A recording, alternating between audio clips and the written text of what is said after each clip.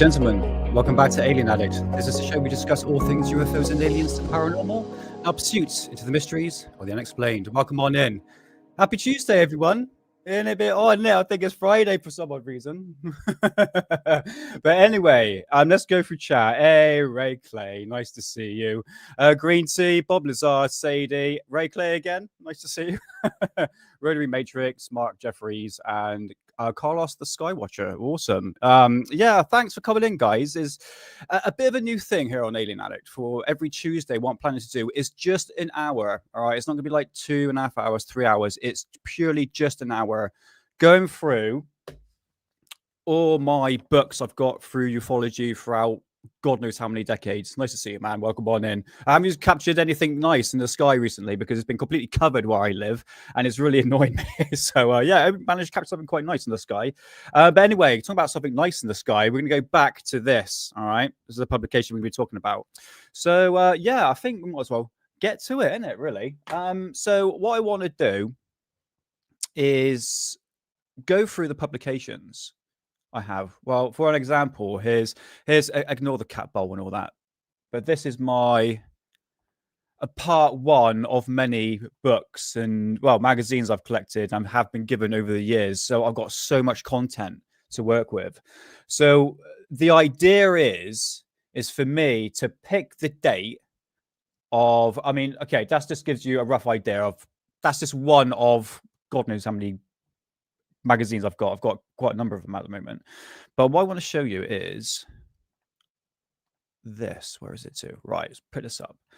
Because what I want to do every Tuesday, just for an hour, is to bring out a magazine. Specifically this one here, UFO magazine, The Truth Is Coming. Well, it's been 25 years later, I'm still waiting for it. But look at the date, November, December. So this might be a bit of a later edition. But I thought the year 2000, so this is 25 years ago. And honestly, the cover intrigued me a little bit. Truth can be stranger than fiction. It certainly can. So what I've got to do today is read. Don't worry, it's not like paragraphs or anything like that. It's all I've read the whole book. I keep calling it a book. It's a magazine, Nick. It's a magazine. And I've put things in bullet points. So we want to look to see what ufology was saying back in the year 2000 compared to what it is now. And believe it or not, let's put this a bit bigger. So this is like a trial and error, guys. So bear with me. All right. So if later on, once the stream is finished, you want to pause and read it for yourself, go ahead. So it's page by page. And I have my notes right here. So this should be a bit of fun. Okay, so let's have a little look here. So in this edition, honestly, I quite like the cover of it, really. But the topic of spheres came up. And my God, just history repeats itself. So, yeah, just an hour, guys, today, and something a little bit different. So, as a bit of a learning curve as well, we're going to learn together, basically what ufology was saying back 25 years ago compared to what it is now. So, what we've got here, live at Leeds, electrogravitics. Yeah, that one I'm going to probably skip. Mussolini affair of flying saucers.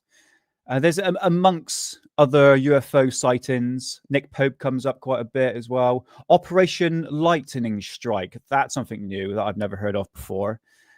And yeah. So anyway, this is just the first part.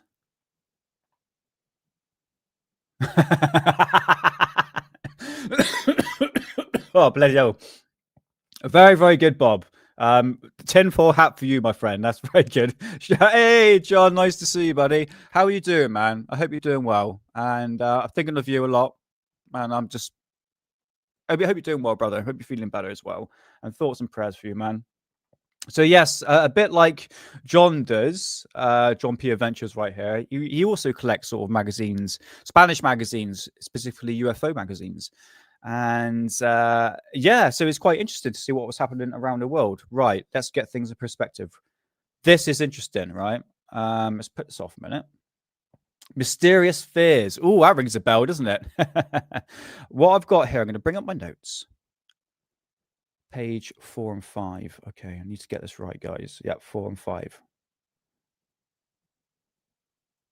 So right here, we can see a breakdown of spheres that have been spotted all over the world for the past decades. I mean, it goes back to April the 14th from 1561, which obviously that's a very common, I say, depiction of.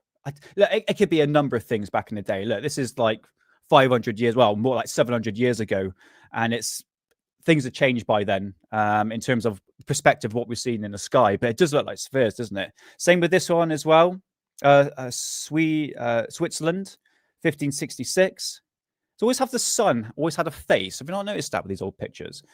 And finally, which obviously like we talked about, Foo Fighters, which were these glowing balls of light seen in the sky. Hey, Smokey Stover, the foolish Foo Fighter. Yeah. So yeah, you can see back in the day, spheres were pretty much throughout history, but it's been brought up now because of the boogosphere, isn't it?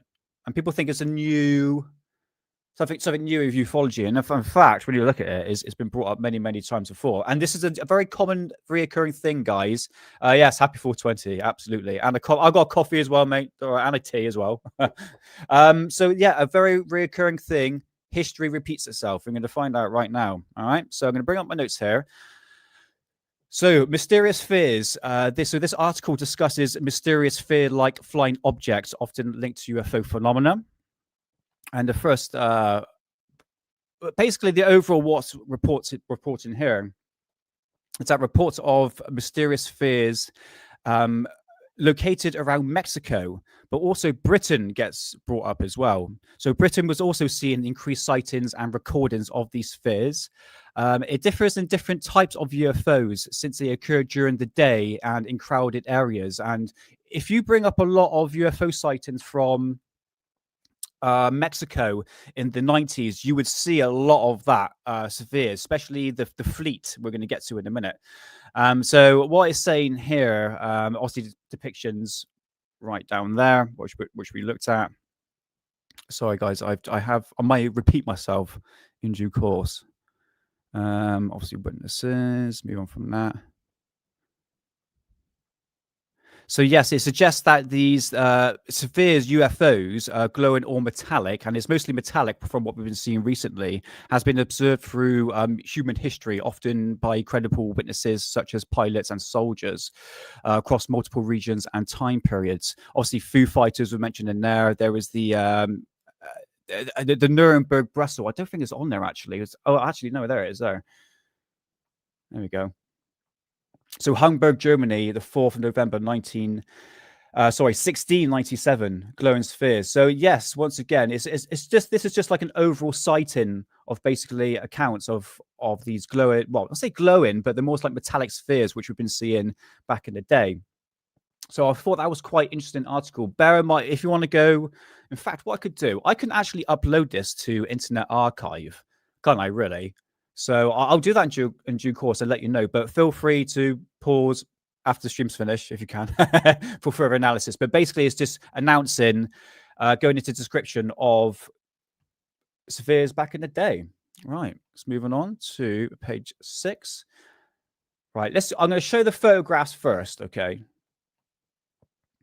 And bear in mind, it does get brought up, I might have to mention this twice, that the fact that there was film cameras back in the day, year 2000 was more or less like, it was moving away from tape, 60 millimeter, 35 millimeter, even like sort of film camera to digital. And I think it gets brought up at some point as well. So at the moment, let's have a little look to see what was being filmed, these spheres back in the day. So the world's first 16 millimeter camera. Oh, that's the real classic one. Have you seen the almost like balls of light going behind this?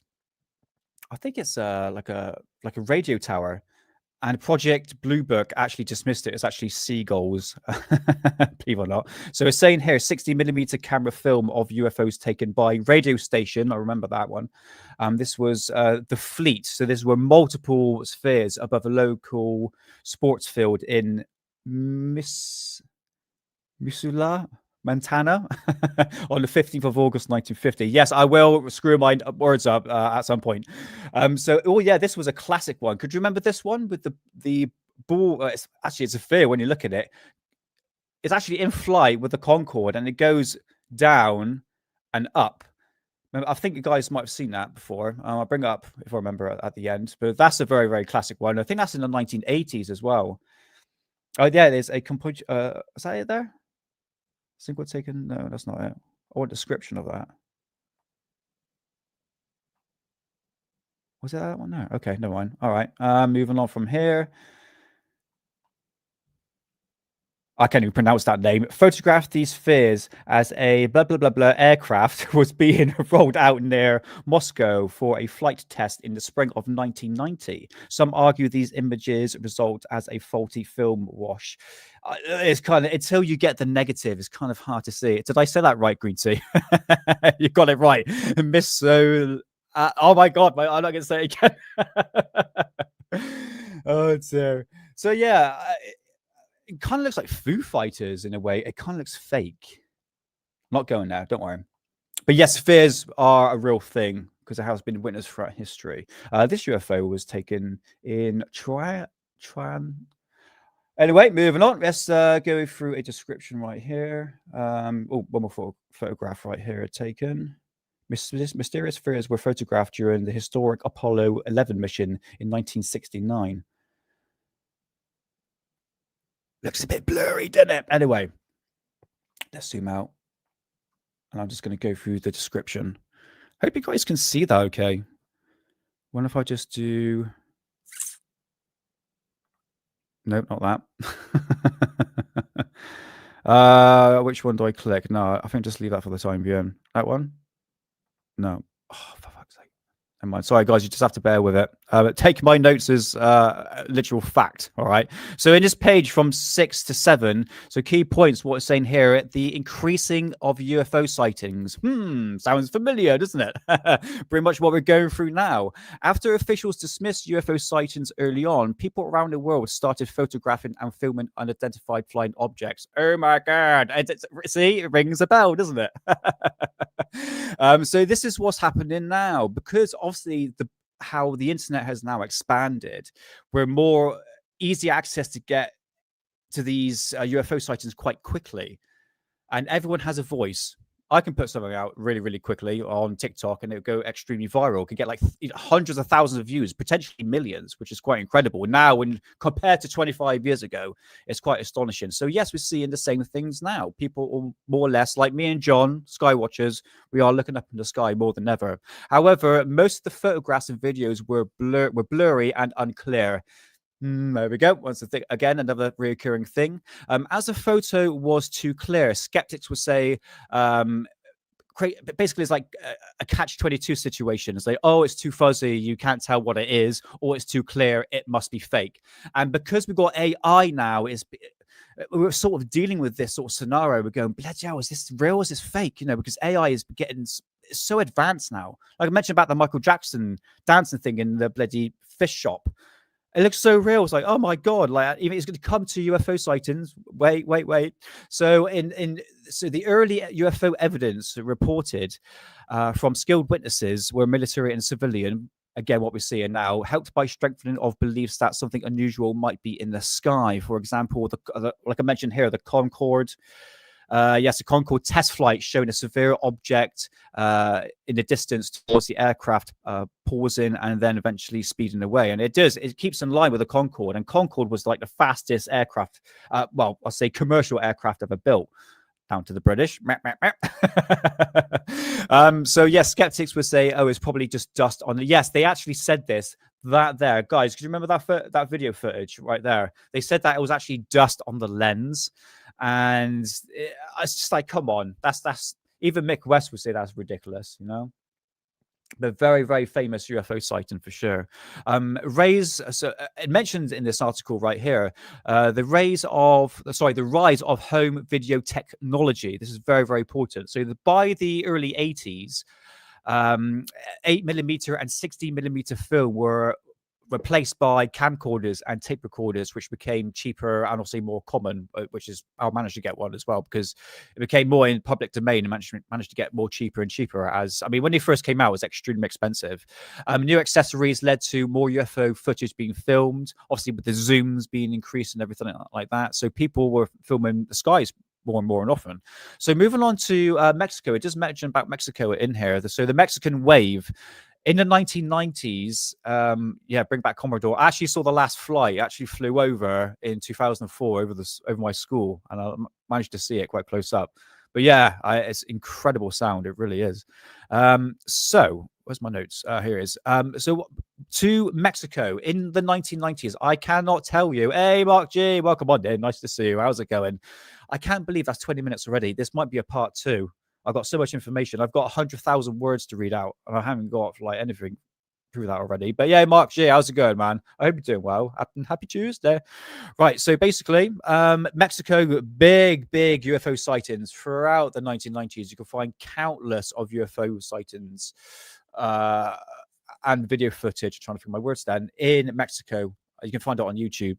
So in Mexico, UFO sightings did dramatically increase after July of 1991, after the solar eclipse. Now, this is interesting. Everything is in this article, all right? So spheres were seen in the sky becoming more common in videos and in reports. So Mexico had a long-standing culture of filming events, weddings, family gatherings, and obviously cheap camcorders made it easier for people to obtain. Because cameras were so common, many UFO sightings came from Mexico. Sign gets brought up in a minute, leading the claims of massive UFO waves lasting for nearly a decade. Yes, I remember that very clearly. Dead Pish Cheese Spread. How's it going, man? Nice to see you. It goes back even further, I have to admit, for sure. But I hope you're doing well, and it's nice to see you. Welcome on in. So yes, Mexico was the height of UFO sightings back in the day. So many UFO sightings were in Mexico, unlike other countries.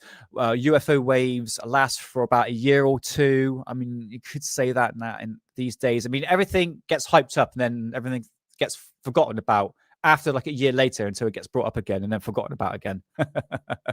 So it suggests that frequent use of camcorders among everyday people, not necessarily of the UFOs, but sorry, I screwed that. I spelled that wrong. Ignore what I just said. So basically, this. Oh, hold on, hold on. Get that right there. Okay. Yeah. Okay. Cool. So yeah, that's just the overall perspective. What he's saying about there's been UFO sightings in Mexico, and so it's basically this whole page here is detailing UFO sightings throughout, I say, the 50s and 60s and 80s, and obviously talking about the 1990s, which we're going to get to this. Now, does that look familiar to you? Or does that look familiar to you? Yes, 25 years ago. So, all right, this page here, 8 to 9, which I have right here. Let's go through the photographs right here, which I used to love back in the day. Let's have a little look. So, Severs over Mexico. Remember, year 2000, guys. So the people that are new in chat, this is a magazine from year 2000. So this is 25 years ago. And this was from this month, from November, December. Hold on 2 seconds. That one's quite interesting because that was filmed by multiple people. I remember that. Do you know what? I'll tell you what, Friday's show, I'm going to bring up all these UFO sightings from Mexico back in the day. I'll have a little look. Sorry, guys. Wicked dry mouth. So, oh, yeah, that's the one I was talking about. Yeah, so there's multiple sightings in this. So 6 independent videotapes of spheres during 1991 eclipse. Yes, the solar eclipse. Very important.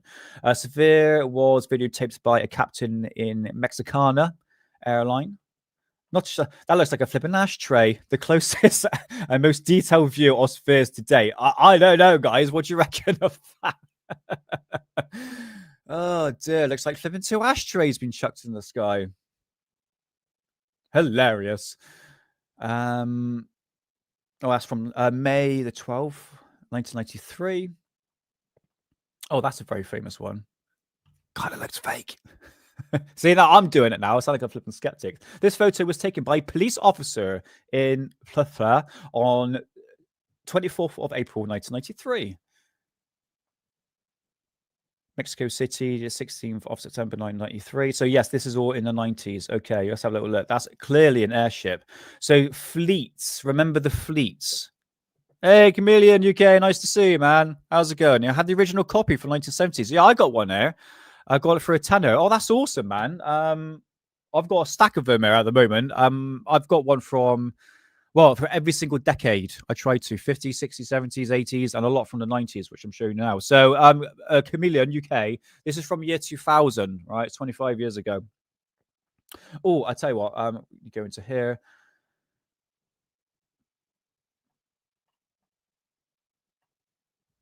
Yeah, the fleet. This is it. This was like the clusters of UFOs, spheres back in the day. So here's the man. Here he is in his younger self. So two spheres from outer space. Only these are sent satellite fuel cells, which weigh approximately 60. I don't know what that is. In the foreground is hiding the sun. Yeah, no shit.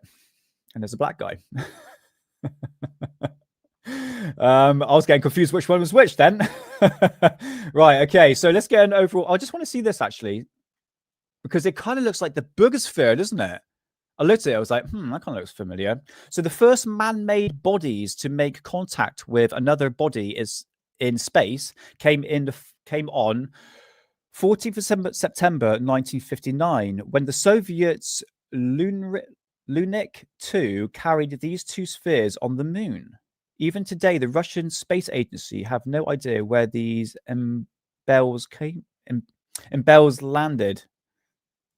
Fucking whatever. Okay, let's just do an overall perspective on my bad reading.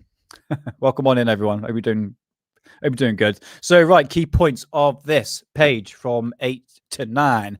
UFO sightings were obviously on the rise once again in Mexico. I'm going to be repeating myself occasionally. Hey, Puckalf, is it morning to you? Yeah, of course, you're in Australia, isn't it? Yeah, I hope you're doing well, man. And happy Tuesday. And morning to you. And grab yourself a coffee and a J. He certainly is, mate. He's the boss. He's getting there. Since many people now have camcorders, there were hundreds of recordings of strange spherical objects in the sky over Mexico, hence what we're seeing here. Some skeptics would say that it could be balloons, but other claims that these movements and formations do not match typical balloon behavior. Fleets. Now, this is important. Have you seen like the clusters of spheres in the sky? Pay attention to Friday's stream, and I'll bring up the video footage so you can understand. So the fleets over Mexico in 1994, people began seeing groups of fleets or these spheres moving towards together in the sky. The article says that the sightings sometimes cause traffic jams and even public excitement. Yeah, I was seeing that in the sky, absolutely. So possibility of explanation is obviously balloons. Obviously, is like flipping Occam's razor here. But if you actually see the spheres actually move, and they actually separately move in unison, is extremely fascinating. In fact, you might have seen it in the intro for. Yes, I do the same, mate. They do exactly the same for. I lost my train of thought then.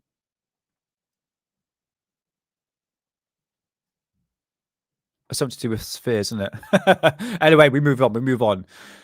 So yes, helium balloons would be mentioned here, and I honestly think to God that this is not the case here. Once we get to Friday's show, and I'll show you what I mean. It mentions here that the Pope visit to Mexico in 1999. So when the Pope visited Mexico City, people reported seeing fleets of spheres in the sky during his arrival. Some took this as a sign or a blessing. Others thought it could be just a coincidence. The article claims that the object shows unusual flight behavior, not like a balloon. Absolutely, is very, very, very strange. Do you remember the Sunday Sport story about the World War II bomber fleet on? No, I haven't. World War II bomber found on the moon. Huh. I'll look into that, man. How long ago was that? That's a new story I've never heard of, but that seems quite interesting. I mean, a World War II bomber. I don't know. Is that English, British, or American, or German? That one to get to the moon is quite impressive. Let's have a little look here. Back to 2 seconds, guys. I want to get my cat out. Go on, darling. Go on, go on. There you go. Go on. Go on, darling. There you go. God's sake. Sorry, guys, I don't normally do that, but he wants to get out. I've shut the door, keep the heat in. So it also mentions here, so yes, Heidi Musan, there he is. So yes, still relevant in ufology to this day.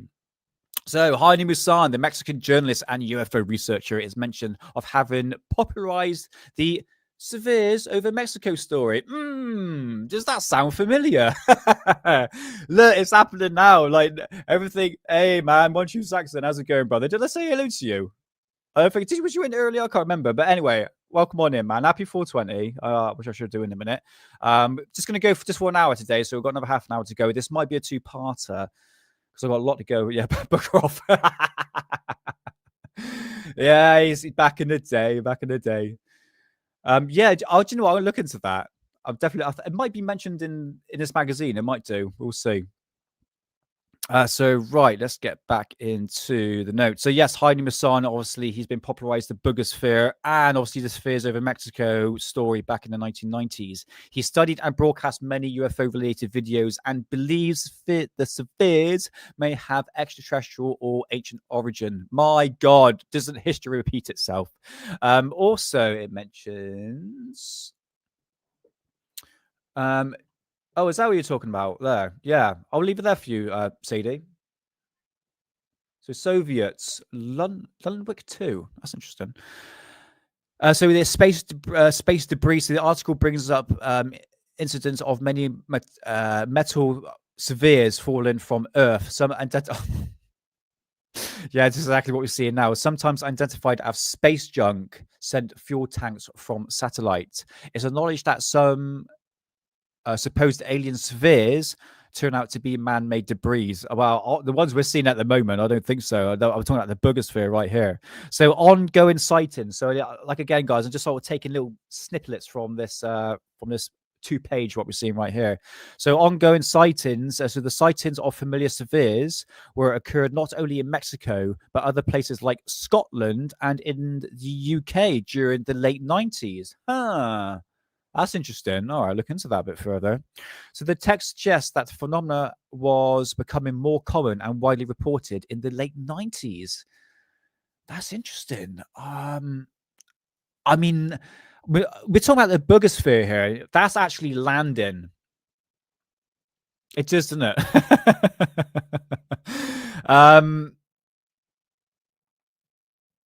Yeah, that's quite interesting. I think there's more or less what we've been seeing in the sky more than anything else, really.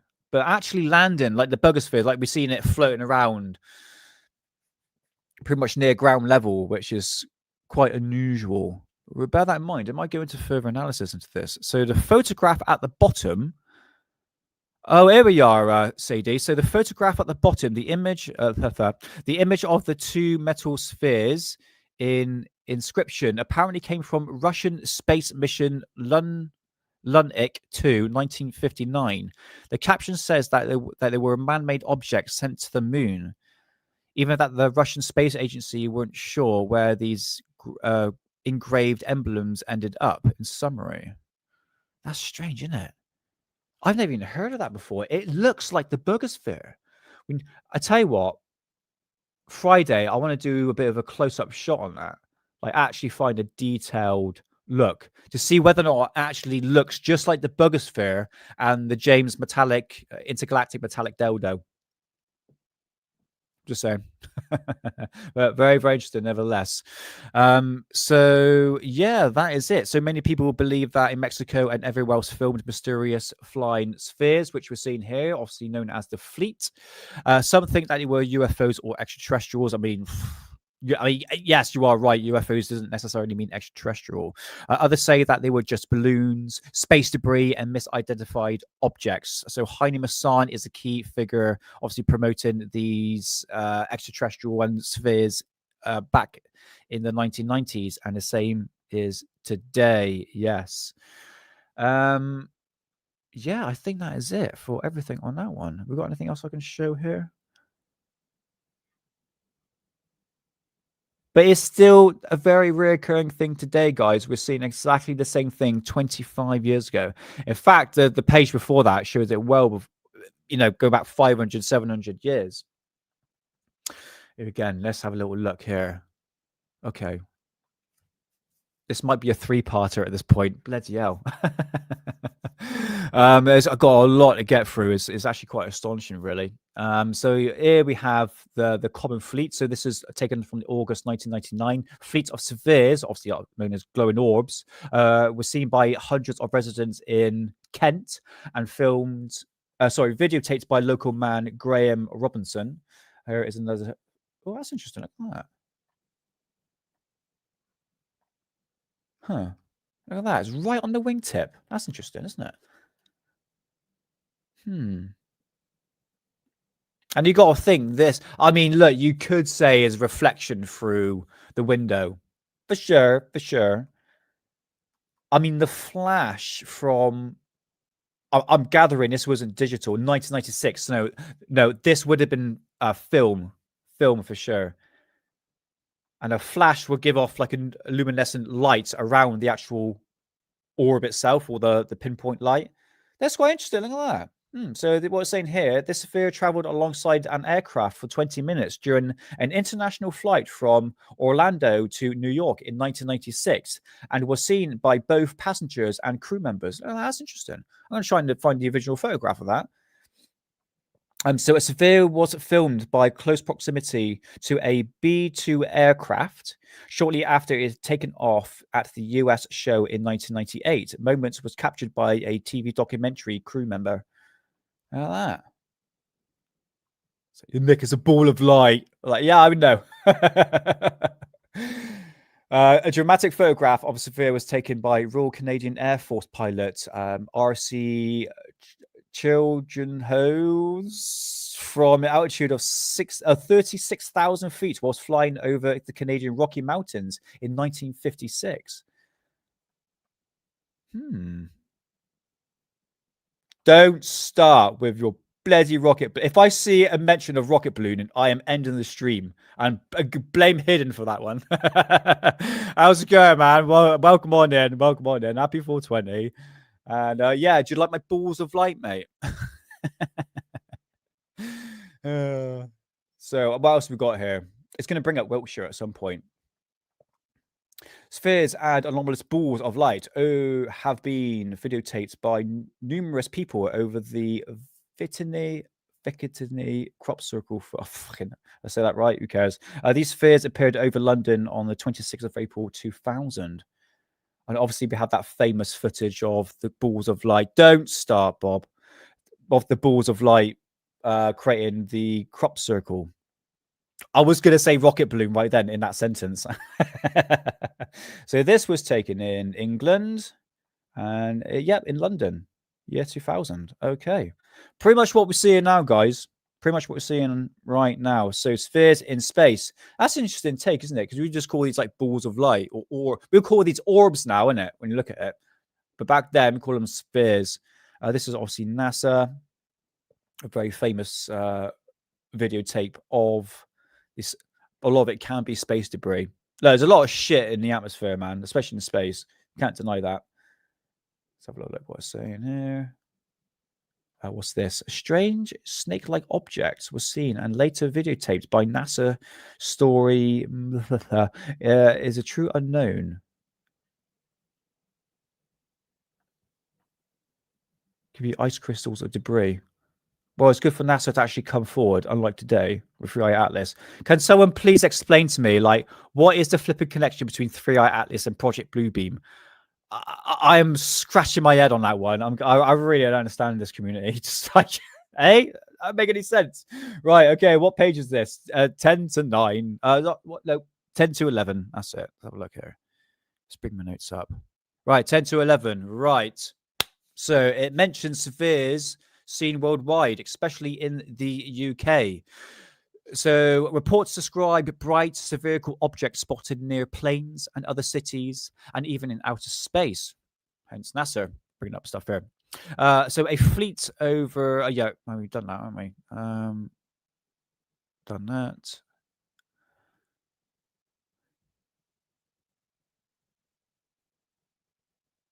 Yeah, that bit was just basically describing... Okay. Should we just read out something there? So...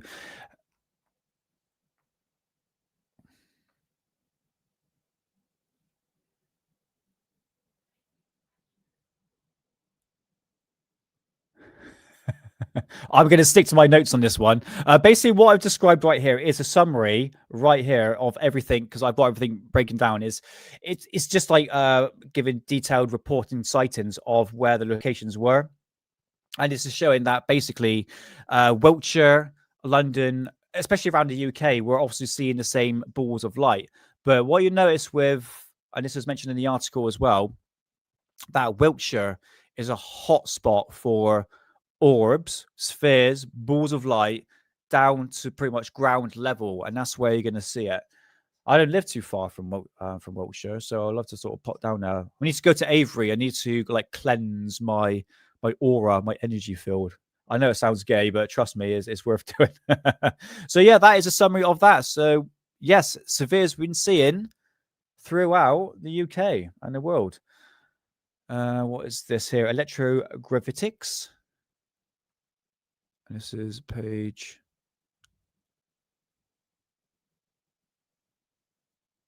Is that 14 to 16? Hold on, I got this wrong. I knew that would happen. Oh yeah, there we go.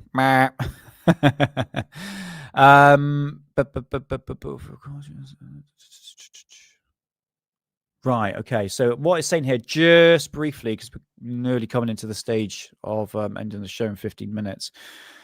So this page right here basically introduces a set or stage of referring of Britain's September year 2000 fuel crisis. Okay, so our authors urges that the crisis should be. What are we talking about that? So, oh, sorry. The point I was trying to get across, it mentions about alternative energy sources and technology like electrogravitics. But this is pretty much like theories back in the day, isn't it? It depends on what avenue you want to go. Yes, too sciencey. That's it. That's the word I'm trying to get at.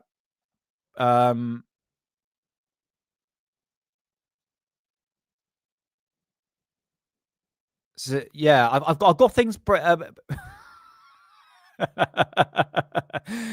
Theories now, yeah, depending what avenue you go down, really. I've breaking this down as much as I can. All right.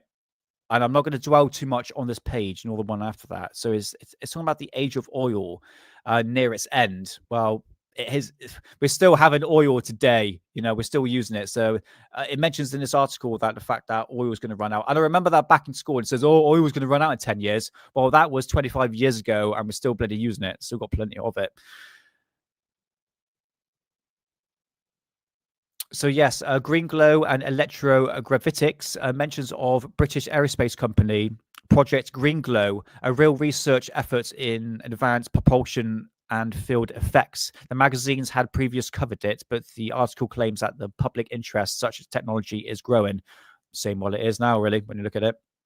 Suggests that response from readers was phenomenal, implying strong credibility or beliefs in electrogravitics, such as a real emergent science. Or are we still on the same page? I mean, bear in mind these whistleblowers that come out. How did you know that, Bob? How did you know a bloody chemtrail was going to get brought up? Yes, don't worry, it's coming. It's coming. Where am I to? Where am I to? So this is a bit sciencey for me, to be honest with you. It goes through research. Hold on a minute. Get this right. Yes, research into electrogravitic propulsion, but this is very, very early stages. It's not like what we're seeing right now in terms of like Star Trek technology. Yes, and CE5 as well. Don't worry, that gets brought up. I tell you, I might have to skip a few things to sort of get to that. But yes, absolutely. Oh my god, the thing is, this might bore people. Is alluding to. Let's get to this next page here. Is alluding to the potential of space travel through different means of technology, and it's bringing up field scientists as well. So science in the field. So the page says 16. Yeah. So the section opens up mentioning that several scientists pursuing gravity-related propulsions in the US, such as Russia, China, and Europe. And other scientists like Mac G. Miles, from the head of NASA's Breakthrough Propulsion Physics Program, BPP, highlighted he described as caution but open-minded about exploring new physics for propulsion. Now, this is NASA we're talking about here, let alone trying to find a flipping comet in the sky. Sorry, guys, I've been missing a chat. I just got to skip to a script right now. So, Chinese physicist right here, named Dr. Hong He Ge, also shown, I believe that's how it's pronounced, shown and said to be connected to research in his area, working with Dr. Ning Li research in Alabama. Oh, that's rings a bell. Ning Li. So, American and British projects described by Dr. Ning Li as an American-based Chinese scientist who believes rotating superconductors can generate a gravitational-like field. Her team is reportedly small but government-supported, and the magazine treats her work as serious. So other authors suggest that British aerospace companies BAE at the University of Lancaster are quietly exploring similar electrogravitic effects, especially under the Project Green Glow. Okay, so there's a project going back in the day. Hey, 12 feet store, how's it going? Nice to see you, man.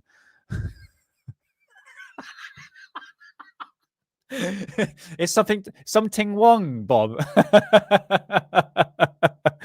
Oh god, we're at least have a laugh. So yes, scientists in British and in China were looking into propulsion systems, new types of propulsion systems. Project Green Glow is one of them. Am I going to continue with this? Probably not. But bear in mind, guys, once it is or the stream is finished, but go ahead and sort of read to your heart's content. Who's that?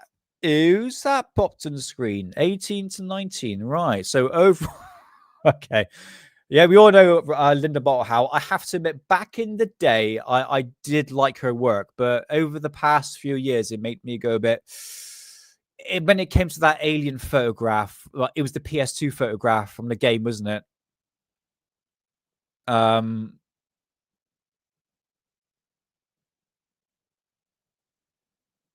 Was it? No, it was with Linda Bottle. I just had a brain fart then. Yeah, she brought forward a photograph from a PS2 game that showed an alien. I think I've heard of that somewhere. All right, let's give it an overall perspective on this page. So yes, bullet points here. What the fuck? Oh, mate. Oh, don't get me started. I could get in trouble. I could get arrested in England for, doing stereotypes. So overall layout from this page, 18 to 19. So this page seems to be more professional from my, expertise and not ChatGPT. Main article features an interview or commentary by Linda Moulton Howe and her appearance in various conferences. There was let's read it here. So let's get to Linda Moulton Howe. So there she is, the beauty queen herself. I'm not going to judge. And here we have some Chinese people looking very 90s, by the way. Very Jeffrey Dahmer style glasses. Look at that guy. He looks happy, doesn't he? Mate, you need a 420. Right. Let's go back. So let's get to Linda Moulton Howe, right? So she discusses the importance of communication and collaboration in achieving organizational and community goals. Bloody hell, it's a bit of a mouthful. So she also mentions that how people from different countries or profession backgrounds work together to share knowledge and improve outcomes. Well, not really. We're still pretty much in the dark, isn't it, when you look at it. She also touches on challenges and correlation, travels, and human side of large projects. Obviously talking about conferences here. Blah, blah, blah, blah, blah, blah. She understands the value in person changes not to go. Oh, fuck. I have screwed that word right up there. Forget that.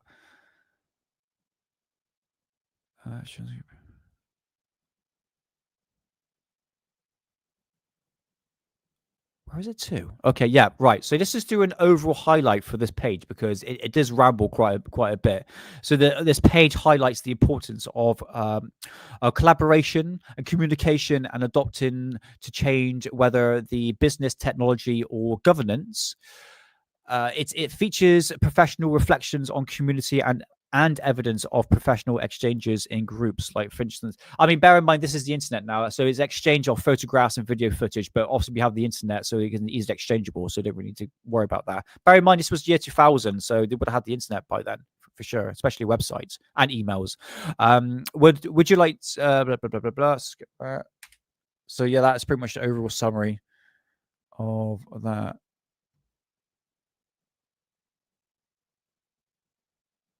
Let's go through there. Sorry, I'm just getting my bits right. That from that. Yeah, I don't want to bore the dick off you guys. What's that? 20 to 21. Oh, I tell you what, we're really closing into like near the end of the show. Yeah, man. Yeah. To be honest, it's mostly from America, mate. I find these magazines, the really rare ones. But I think in England, I've got a few more. Sorry, Sadie, I might screw my words up a little bit. But yeah, I'm always on the hunt for it, mate. I'm always on the hunt. Where am I to? Where am I to? Ooh, I think I've skipped that one. Okay.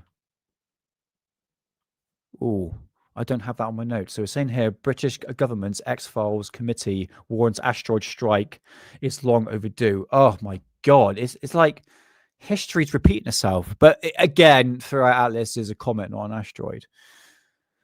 A group of British scientists known as government circles as the X-Files committee. That's what I call myself, to be honest with you. But who have actually formed a near-Earth object task force, have pursued Lord Sainsbury, the science minister of commended.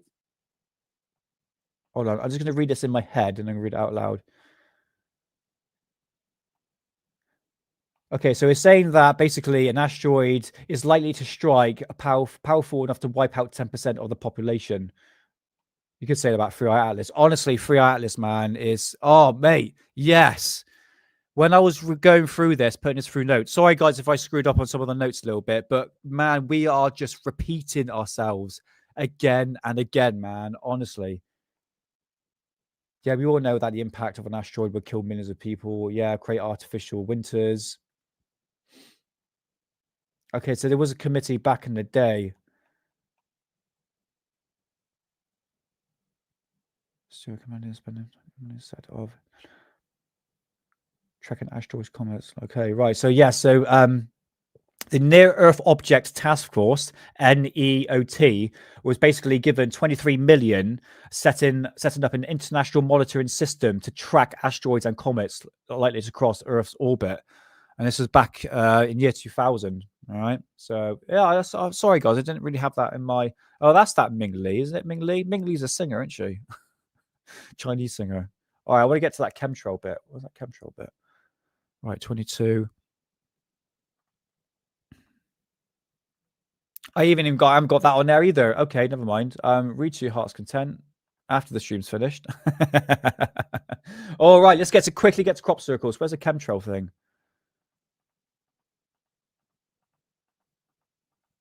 Oh, you see how many pages I've got to go through. This is what I mean. It might have to be a part 2.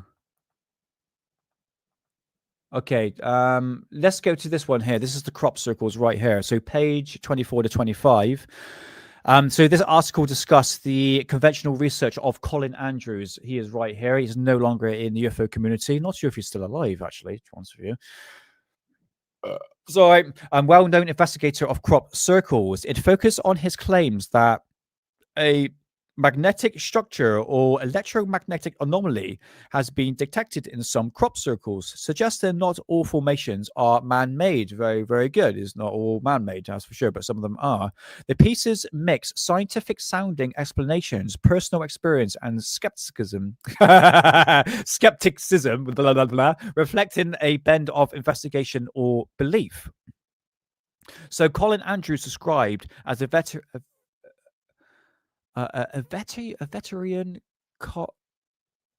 well, he was a doctor at some point, but he also is known for his research into crop circles. He had an appearance on the TV and radio to present the new findings of his long-term study. So he claims that 20% of crop circles, this is everything in this article right here, so around 20% of crop circles show no signs of being made by humans, and remains 80% are man-made. So it's a very, very small portion. Some designs appeared linked to other Earth's magnetic fields and electromagnetic forces. What, like that? I doubt that very much. That can actually do something. That's a flipping message right there, guys. That's a flipping message. So Andrew's teams measure electromagnetic fields in the ground and around crop circles. They reportedly found a distinct magnetic signature associated with subset of crop circles, especially those with geometric perspectives and patterns. Evidence suggesting that these patterns could result from natural electromagnetic effects in the Earth's not human creation. I mean, come on, look. Do something like that. Do you know what I mean? He refers to similar research by German scientists in the 1990s, also detected electromagnetic anomalies in crop circle formations. His results imply that the phenomena might be natural in interaction between electromagnetic fields and the crop structure, possibly causing plant stems to bend without breaking.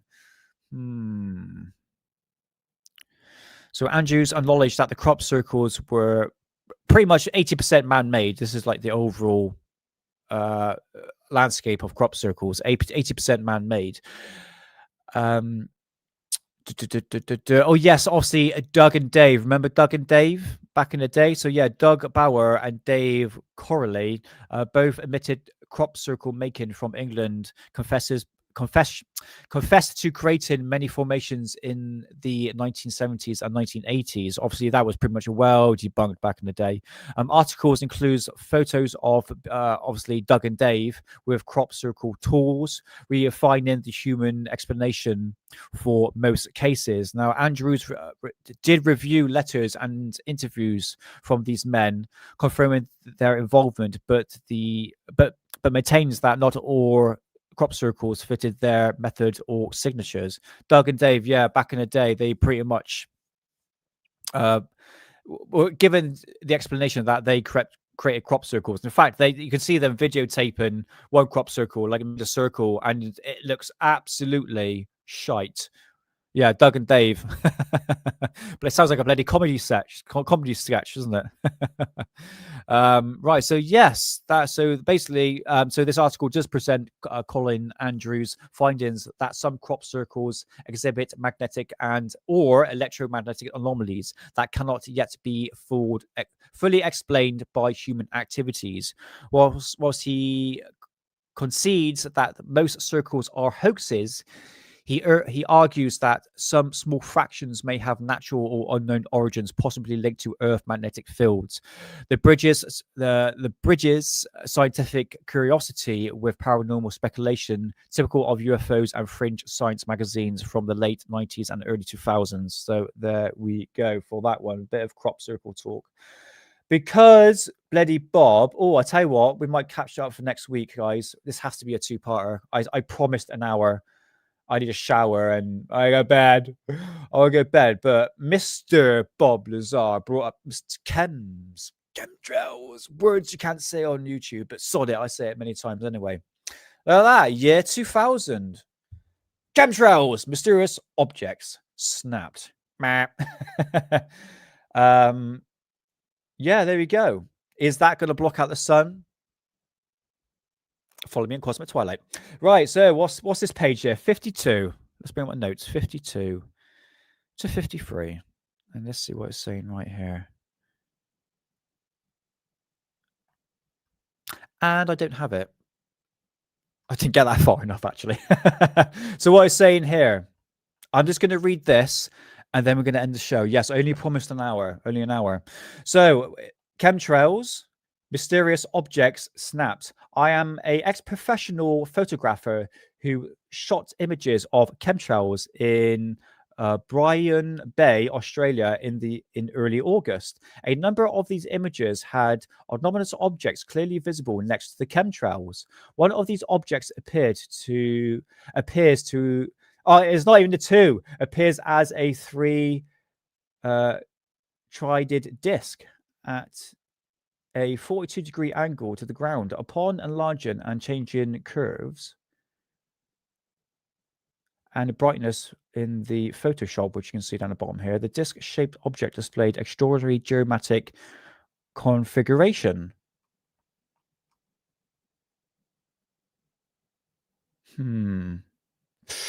Right, that's the original. I'm going to be honest.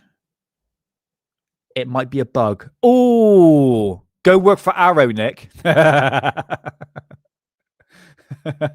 why I'm chemtrail Nick, mate. Yeah, but from year 2000, mate, 25 years ago, people think it's a new phenomenon. It's been going on for absolute decades. Look, film developed cameras, I should say, will produce. Well, if a bug goes quite fast across the perspective of the lens, it will produce something like that. It could possibly well be. Let's just read that from here. So these images were sent via email to James Nerf, the webmaster at Sightings, Jeff Wren's website in United States. Jeff Neff sent these. Okay. Okay. There are the most bizarre pixel distortions around them, though they do not appear imposed onto the film surface on any way. Even the distorted pixels, elements graded. Oh, fuck's sake. Now I'm getting nervous now because I'm screwing my words up. Oh, so this was taken on a Nikon, 35mm camera, a Nikon 801. That must be vintage now when you look at it. So this was obviously posted in the lab. Guys, what do you reckon? Bug, severe, 3-eye atlas, Bob, Nick West. That he debunked the clit. I know the clit exists, all right? Okay. That's one thing I definitely can see. I'm only pissing around. But look, guys, you have to take that into consideration, all right? When it comes to sky watching, photographing, video footage, you will capture something that can easily be explained, all right? A bit like the Mick West, bloody hell, Bob, you're making me screw up my words. Yes, the Mick West approach, where everything's going to easily be explained. But sometimes Occam's flipping razor, mate. Maybe the easiest explanation might be the more rational explanation. Hence why 3-eye atlas is a complete shit show at the moment. It looks like a mothership. Get started 12 feet tall. I can't stand this 3-eye atlas anymore. It's doing my nutting, mate. Yeah, I don't know. It's a tricky one. It really is. But I don't think that. Right, that's the object, but around that is the blurriness. Because you put it through Photoshop, that's going to show up a bit more. But this is the object right there. I don't know. Could be 3-eye atlas. Don't start, Nick. Don't start. Right, okay, right. We've gone over an hour. We shall catch up next week for a bit of Nick Pope, Majestic 12, and Operation Lightning Strike. Exclusive interview with Nick Pope. Look at his face. Look at his face. It's a trend. So yes, Operation Lightning Strike. We shall get onto that subject next week. Because I've never heard of that before. Guys, ever heard of that? It's a mothership. Oh, mate, don't get me started on it, mate. Every time anything new comes about 3-eye atlas, it's like, oh, definitely extraterrestrials. Like, come on, guys. Like, why are we jumping to extraterrestrials? But we'll talk about that on Friday. So yes, next Tuesday we'll continue doing. Oh, that was the wind. Yes, Operation Lightning Strike, a continuation of this publications because we've got a lot more to go through. Yeah, so that was a bit of fun, isn't it? And my reading wasn't that bad, even though they did 420 quite hard before the show because I do get nervous. So yeah, well, that's quite interesting. I quite like that. So as you saw, guys, thank you, Ray Clay. I hope it was enjoyable. So what I'm planning to do every Tuesday, just for an hour. I don't want to do these 2.5 hour streams. We'll keep that for Friday. Just going to go through an overall perspective, just like a few pages on what ufology was saying back 30, 40, 20 years ago, hence today, 25 years ago. Guys, it's the same thing. We are going through a cycle again and again and again. Spheres, asteroids coming to the Earth. We'll get into it. There's so much information as I'm going through these books. It's incredible to say, wow, history repeats itself and ufology repeats itself. I understand when people are new into the field, they find in new information, but the thing is, like, people like me and like you and other people, is like, it's nothing new. And like Phil Schneider, Project Bluebeam gets brought up every year. I've been hearing that for 25 years, which we're going to do a catch up to Atlas and Project Bluebeam. What the hell was going on? A-sides evidence fridge. Oh, sorry, mate. I'm going to end. Literally caught me at the end of the stream, man. I'm just going to go for an hour today, man. But I start at 8, finish at 9. But anyway, catch me Friday, man. I'll be back on Friday for our usual big live show we're going to be doing. So yeah, we do a little catch up on Free Atlas just briefly, and I'm going to be showing you some UFO sightings in Mexico back in the 90s because it's the same thing that we're seeing now. All right. So yes, much appreciated. Let's go through chat, Bob. Project Gaybeam. Oh dear, love your words, mate. Awesome. But Bob, thank you so much for being in chat. Rotary, Puff Up, I'll be doing well, man. And Ray Clay 2, 12 feet tall, Science Evidence Fringe, One True Saxon. Chillster. Oh, sorry, man. I forgot to say hello to you. But yeah, I'm gonna end the stream now, man. But I'll catch you Friday. But nice to see you. Chameleon UK, and we got Sadie as well. Nice to see you, Sadie. Thanks for being in chat. And I think that is it. Right, guys. So catch you on Friday at 9 o'clock for another show on Alien Addict. And yeah, have a good week. Don't do anything I wouldn't do. Not going to say what it is. I'll leave that to your imagination. But anyway, thank you so much. Oh, hold on, I've got here. Bad Dog. Hey, man. Sorry, but I'm going to end the show. Love your thumbnail, by the way. Call me right at the end of the show. But catch me on Friday at 9 o'clock, brother or sister. All right? So, right. Have a good week, guys. I'll see you Friday. Have a good one.